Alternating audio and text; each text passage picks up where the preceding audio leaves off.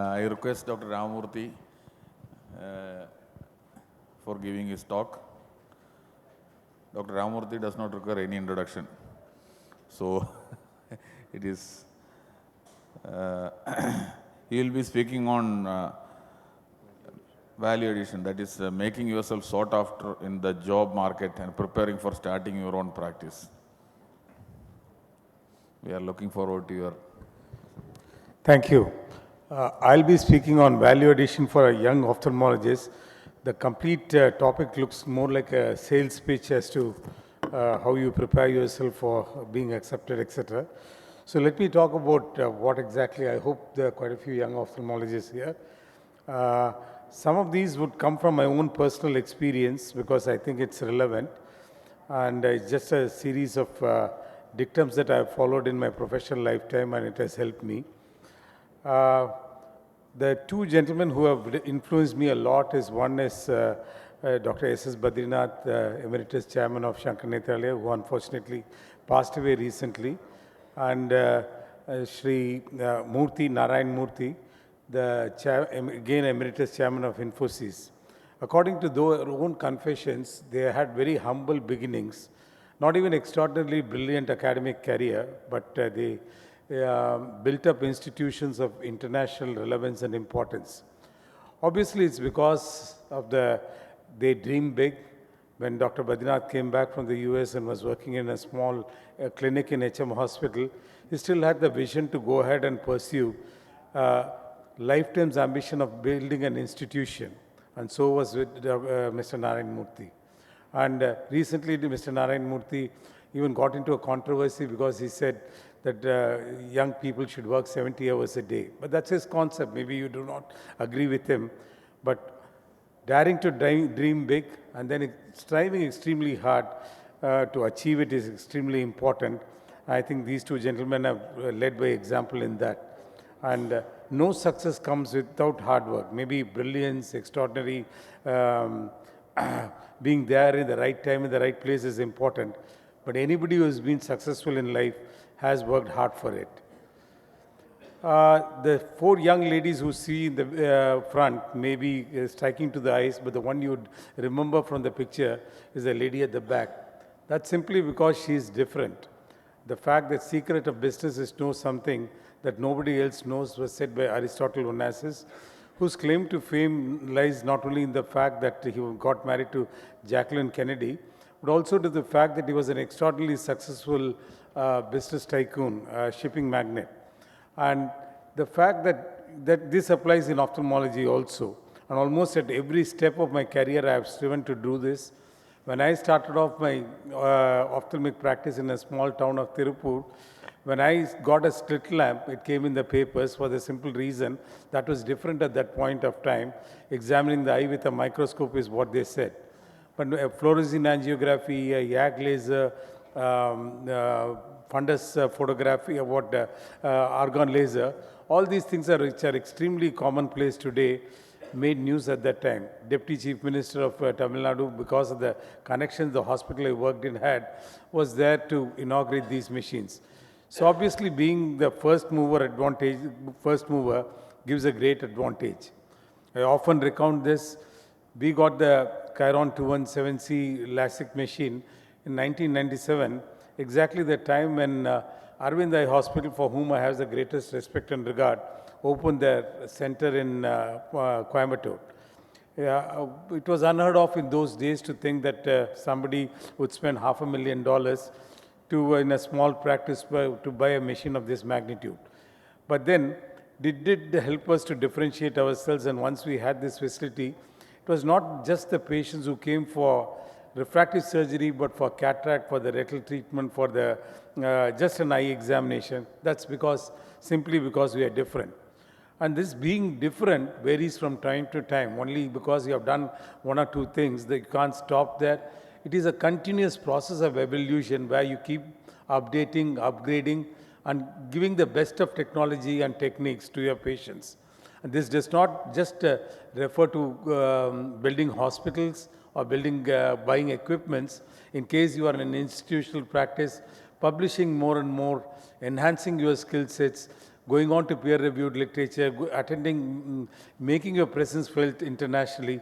Always you should be aiming high, and that's one way that you'd progress. This slide I used yesterday also, and I believe this is extremely important for me. And you may be a small practice, you may just have 4 people working with you, or you might have 1,200 people working with you. But it is extremely important to motivate the team, guide them, as far as they share the vision that you have for the institution or for the small practice, your life is made. And we often concentrate on selecting equipment, upgrading them, etc. But then it's even more important to get the best of people around you. I'm not talking only at the consultant level, but right from the person in the reception, the person, the sister who takes the patients around. If each of them is devoted, each of them feels a sense of ownership in the institution, then that is what leads to the success of that particular place. This is something which is always maintained, that if you have to get the right quality, you have to pay the right price. The converse is not necessarily true, in the sense just because you are paying a high price, that doesn't mean that you would get high quality. But then, whenever it comes to personnel, infrastructure, or equipments, then you might have to balance this out, and once you have the equation right, most often you'd find that you are quite successful in what you're doing. This is again an important slide in the sense that no matter how large your company is, treat customers as if your survival depends on them. It does. Today, medical treatment, is a service industry. People consider that they are paid a certain amount and they are eligible for a certain quality of treatment, certain quality of outcomes, and need to respect that and meet them. And it is not just the few minutes they spend under the microscope alone that's important, but the entire experience from the moment they enter the hospital to the moment they walk out. So treating not just the patients with a complicated vitreoretinal surgery or who has come from an expensive refractive surgical procedure, but treating every patient as if they are a guest in your center is extremely important, and that's where the success of the place is dependent on that. This is just a carryover from already what I said. Wow, the person you see here is an optometrist who has been with me for 30-35 years. I think there have been oftentimes situations where a young child, a 10-year-old, has been prescribed glasses. In a busy OPD, the parents insist on seeing me just because they think it's the end of the world. It's sometimes irritating because you have bigger things to do. But then taking those 2-3 minutes of talking to the parents, it's not the end of the world. You can wear these glasses, use atropine eye drops, all this my pediatric ophthalmologist would have already done. But reassure them, tell them once the child is 19, 20, there are even ways and means of getting rid of this. Is often extremely reassuring. It is that parent who gets his father to me for cataract surgery, his uncle to me for retinal detachment, and his elder daughter for a LASIK treatment, because I have gained the faith, gained their confidence that if you come to this place, they're going to take care of you. Maybe this is the most important slide of my presentation. I think the secret of life is honesty and fair dealing. If you stick to that, you have got it made. An anecdote, young father with a 5-year-old got into a bus along with a friend. The law of the land was if the child was above 5 years old, you have to buy a ticket. When the conductor came, the father said 2.5 tickets. He went away. The friend chided, the child looks so small, why did you say 5 years? The conductor would have never known. The father replied, the conductor would not have known, but my child would have known. Basically, you are being constantly observed. You have to lead by example. Your peers, your wife, your spouse, your children, everybody is looking at you, and it's the example that you said that they are going to follow. If I were to charge for an imported lens and put an Indian lens, if my OT assistant takes away a few lenses, obviously I can't find fault with him. So being honest is not because I'm a Gandhian or because I believe in, I was told to be honest in the social studies class, but I think that's what works. If you tell a lie, it's difficult to maintain it. But if you're honest right through, that is something that works, and especially in practice, it's extremely important that stands in good stead. Any excellent institution that you see around which has been successful, you'd find that the core values is ethical practice and honesty, and that's extremely important. The glory is not never in failing, but raising every time you fail. We started a branch in Patambi, a small, I'm sure you're more familiar with the place than me, and in a good multi-speciality center. Tried for about a couple of years, but then the people were extremely nice. They actually got us over, they were promoted us, etc., but didn't work. We cut our losses in a couple of years, we moved away. But can I take a minute or so? Cut our losses and moved away. This was failure for me. And so many times, I'm sure surgical failure, so many things we face in our professional practice. But each time you feel there is a lesson to be learned. And the best lesson I learned from this is that what exactly is not going to work for me. And obviously when we do, whether it's cataract surgery or refractive surgery or complex vitreoretinal surgery, there are errors that you commit. And better than learning from these conferences, I think reviewing your own surgical procedures, what exactly went wrong and learning from that is extremely important. Again, there's always an attraction. I think it's fast dying down, thankfully so, in the sense that people want to come to Cochin, Trivandrum, Bombay, Delhi, Chennai, like that, the metro cities.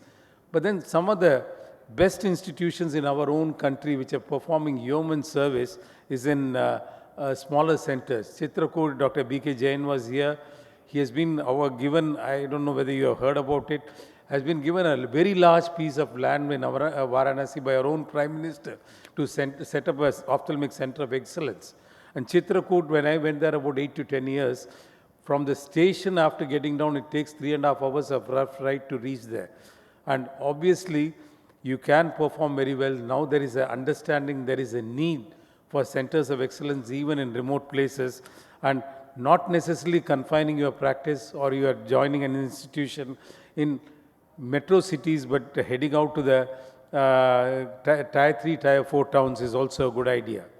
The final slide of my presentation, if we throw a stone in Coimbatore, you will invariably hit an ophthalmologist because they are surrounded by them. But it has not constrained our growth.